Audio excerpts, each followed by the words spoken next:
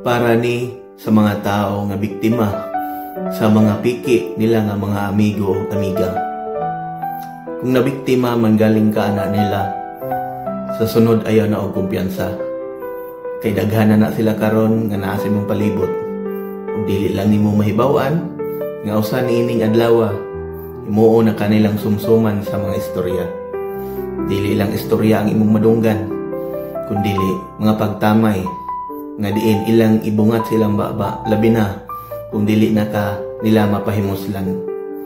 Ingon ana kasakit ang magpuyo ta diri ning kalibutan, labi na kung naa sila gikinahanglan sa tuwa unya dili na to mahatag, diha na magsugod ang tanan, or diha na nimo makita kung kinsa or unsa ang mga tao or batasan sa mga tao nga naa sa imong palibot.